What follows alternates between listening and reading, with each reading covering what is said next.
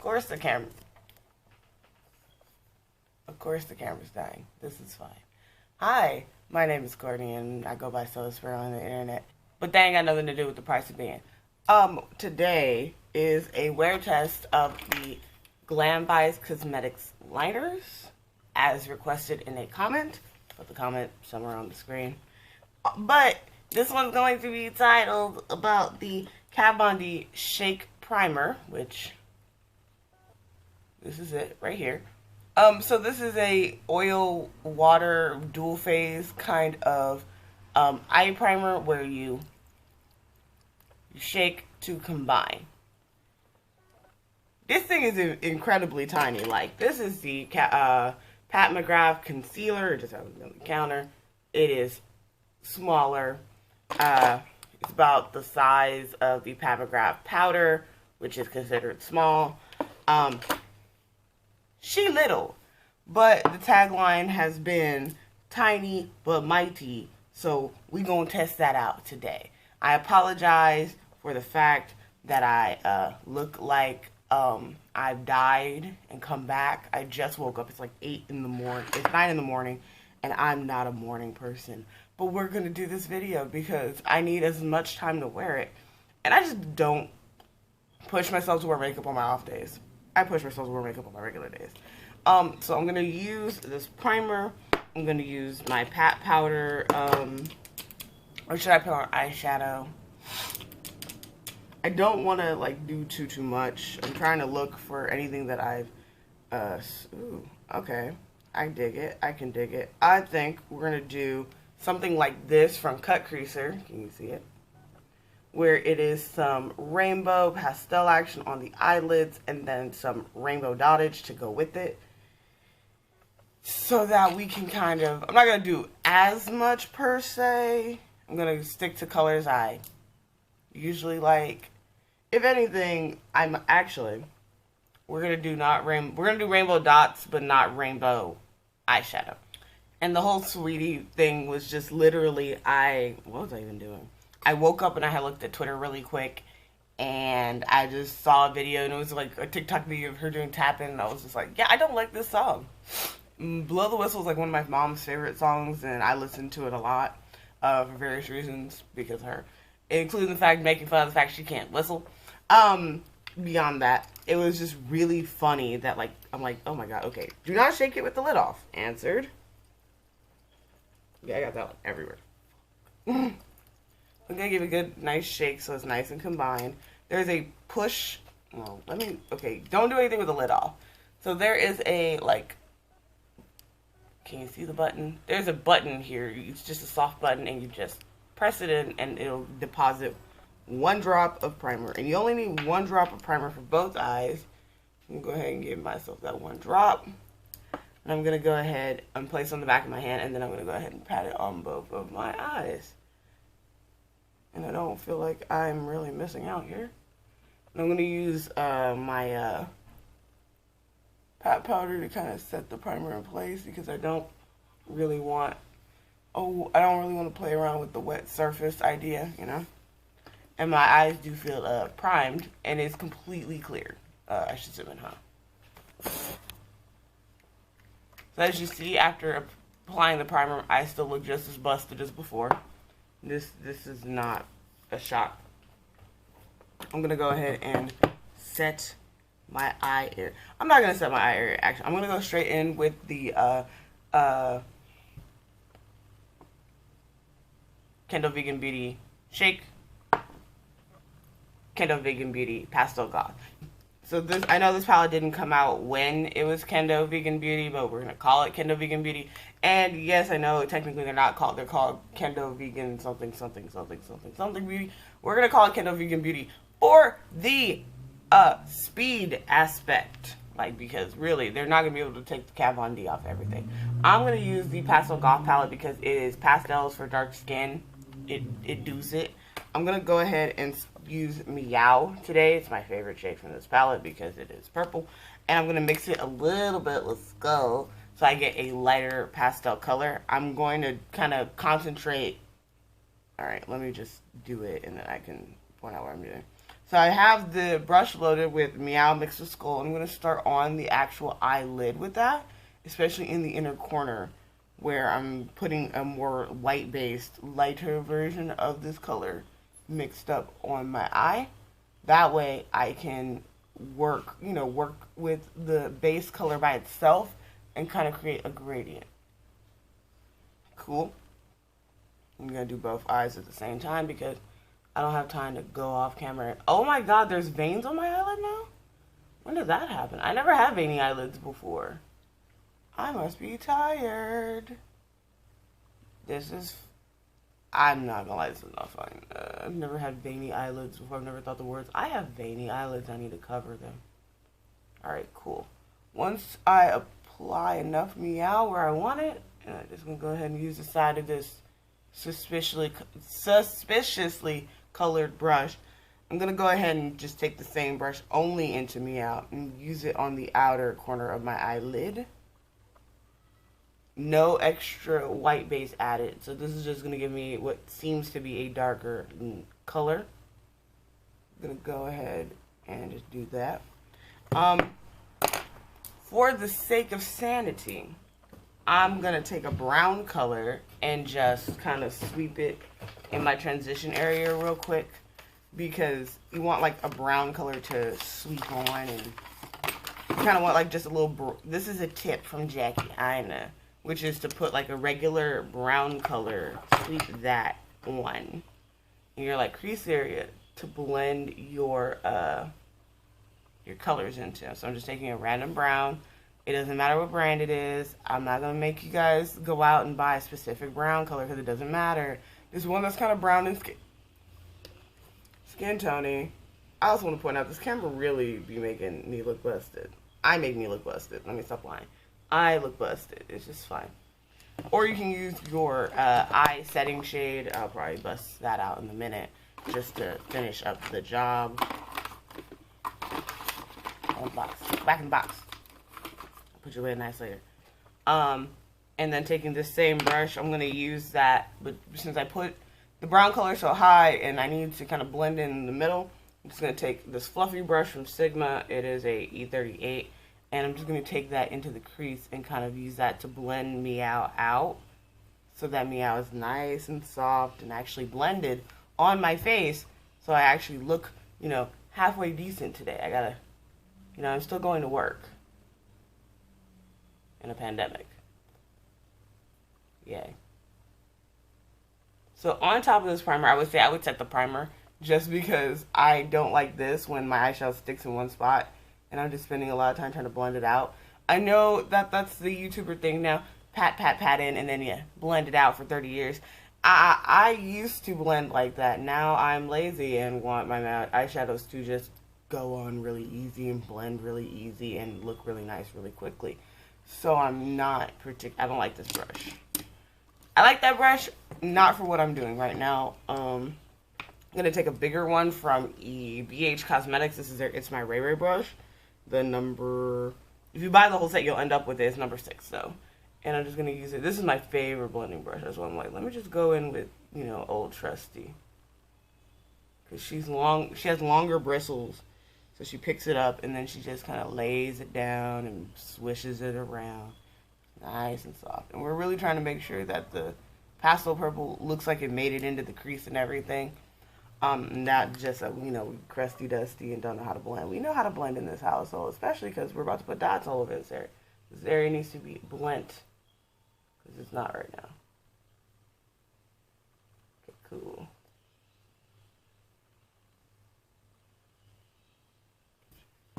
Alright. And then before we quit, because we're going to go ahead and hit these edges of this brown shade I put on, I'm going to use my setting powder from Pat McGrath really quick and just use it at so I would probably set this is one of those products where it's like, oh yeah, you want to set some things down before you go in. And this is why I don't do my eyebrows first, because the secret of eyebrows is that you need to blend high enough. You're going to be messing up your eyebrows. People who do brows first, I I used to, but now I'm just like, I have the freedom to blend my eyeshadow where I want it. And this makes me happy. So I'm like, how do you live your life like this if you can't do this? You know, like, what is it? And yeah, if I'm blending for a really good, smooth blend, the secret is stop looking. Just give up. You know the motion. You know the area you're working in. You can stop looking. You don't have to look anymore. You know where you're going. You know where you are. You know where you're going. It's like when you drive yourself to work for the umpteenth time. You know where you're going. Why are you still looking at them? Why are you running Google Maps? Are you running it because you need to know how long it's going to take you to get there, or you really don't know where you're going?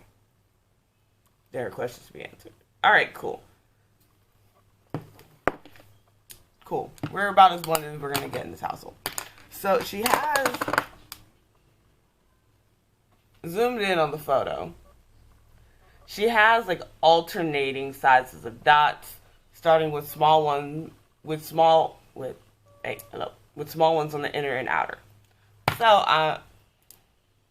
So in order to, you know, up my factors, I'm gonna go ahead and say we could do a couple colors. I'm gonna do 4 colors. I'm gonna use all of this side, which is one whole set of the GLAM Vice liners actually. That way, if you decide you want to buy a set, maybe you want to buy this one. I personally, this is the same color my nails are. Can I stick my nails in the lamp? My nails are like glow in the dark, and they're about this kind of range of neon green. I think this one's a regular blue. This is a teal blue, and then this one's the purple nail. So I feel like this kind of goes with what I'm down with right now. So these are pastels. My eyes are technically pastel. Be right back. So today, I'm going to use, this is the NYX Epic liner brush, or Vivid liner brush, actually, Vivid eyeliner brush. And I'm just going to use that with some water in a cup with these retro liners to give me the lit effect we need. And when it comes to placing dots, the first question always I get is, so how do you know where to put the dot? I usually don't, but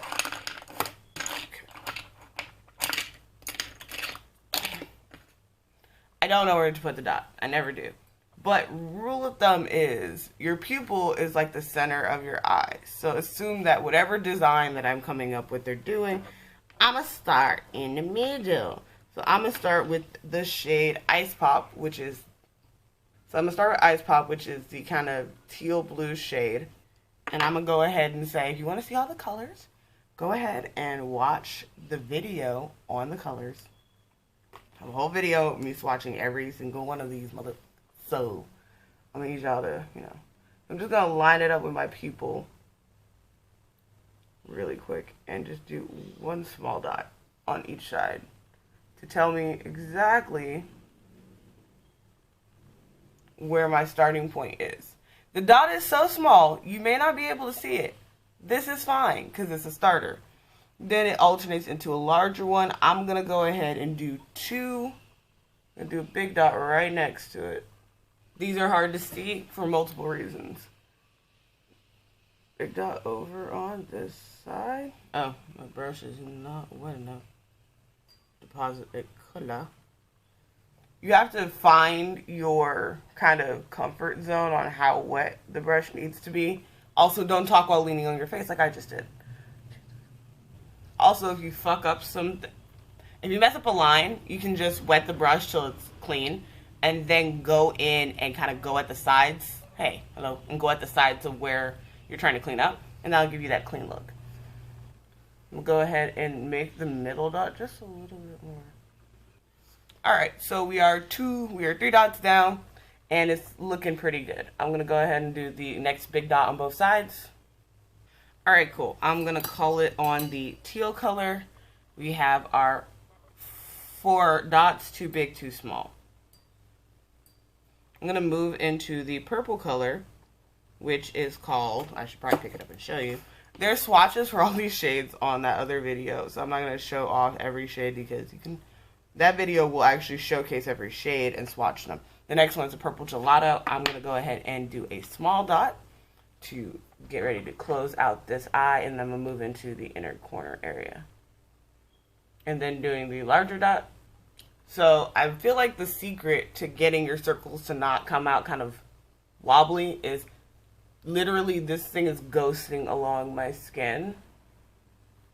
Like literally little ghost-like traces along my skin as I do the dots is giving me the effect that I want. So I'm done with the purple now. We are done technically with the eye, the outer eye area. We're going to move into the inner eye area. So we're going to go ahead and grab raspberry blue, which is the other blue shade. This one is a more true blue. Get that all nice and going. And I'm probably going to go back in on Ice Pop. I think that's what the other blue is called, Ice Pop. And why am I saying raspberry blue? Blue raspberry. I'm going to go back in with Ice Pop and kind of retouch up just a couple of them that look a little more faded than the others. Just because, again, it's learning curves, right? Going in with raspberry blue, I'm going to make big dots going inward now. This design isn't hard per se. It's hard because I have no skill. And then the smaller dot. I do love the area I'm doing this design in because, specifically, it is the area of my face that my deep set eyes don't accidentally like F up everything I've done. I'm sorry to those who have also deep set eyes and are like, B word, I want to do my makeup without messing it up. The secret is that you have to keep trying.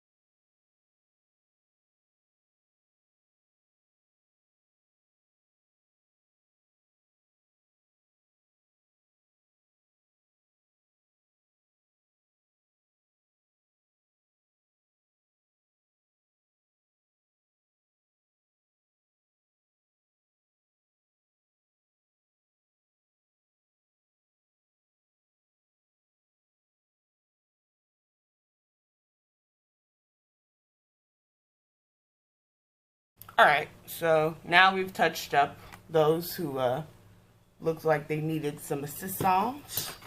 And I'm not going to call this a finished look because we need to do some regular liner real quick on my lashes and everything. And I'm going to go do that off. I'm going to go do the rest of my eye makeup off the camera so that I don't waste camera battery. But I'll be right back.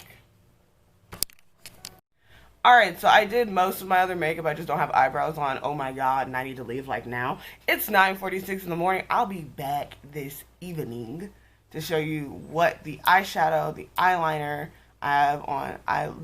Again, so I put the eye primer all the way to my brow. So we're looking at the eyeliner up here to the eyeliner on my lash line. My eyeshadow, everything. What are we going to get? What's the result? I'll see you guys later. I don't know how long it's going to be. Bye. Anyway, it is 8 o'clock. Basically, it's 7:56. I left about 9:41. So if we want to round, I left at 10. It is 8. So it's been about 10 hours since I left. And we're going to go ahead and take a look at the wear test on these liners. Because that's what we do here. Really quick, I just want to point out that I have so I have the liners on two parts of my eye. I have it on the non-mobile part of my eye, which is my, like, above my crease right here. I'm missing a nail because reasons. So above right here in the non-mobile crease area, and I already can see that this area is very shiny and oily. So the liner is a little bit broken down. Like, I can see that it's settled in some creases because I wasn't pulling my skin really taut, but it's still extremely vibrant for the most part. And then on the actual mobile part of my lid, well, let's just remove this lash because I'm ready to take my lashes off anyway. Oh, that feels so nice. The liner on the mobile part of my lid looks exactly the same as well. No movement. Let's check the other eye really quick. Ooh, oh. I don't think you guys understand. If you don't understand the feeling it is to take off your faux lashes and just pull them off like that, ugh, it's addicting. It's addicting. And it shouldn't be, but it is. So, it's an addicting feeling. But same thing over here. The mobile part, the non-mobile part of my lid, it's mostly there. And this is 10 hours later. And mobile lid part, again, so this is where it had on top of eyeshadow. I want to say on top of just direct skin probably is the worst idea for the application. You want to have it on top of, well, something. You just want to have it on top of something or other to kind of give it somewhere dry to grip to. Probably if I put it directly on my... I have worn it directly, no primer, just oily eyelid. I have oily eyelids. And the liner did, in fact, fade a lot. Couldn't see it anymore, and it was the same purple color.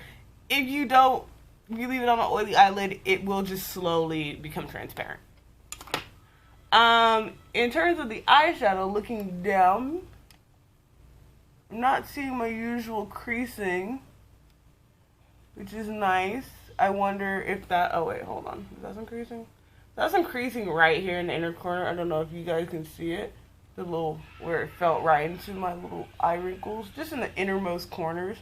I question if that's just because I have really wrinkly eyelids, or in comparison to my lower eyelid where it's obviously more mobile, it is flexing and moving so much, and I didn't put the primer on the lower eyelid. The color in difference is very minimal.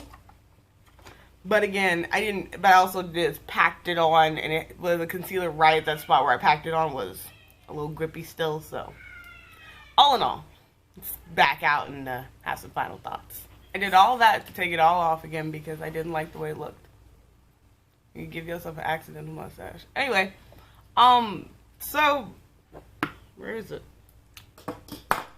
So, I mean, I would say that the Shake Primer from Kendo Vegan Beauty, you know, in the pure fact that it is literally, I only used one drop for both eyes, and obviously makeup perfectly colored exactly the way it was when I left. Like, I don't think I see any real difference in anything. If you guys see it, y'all can tell me.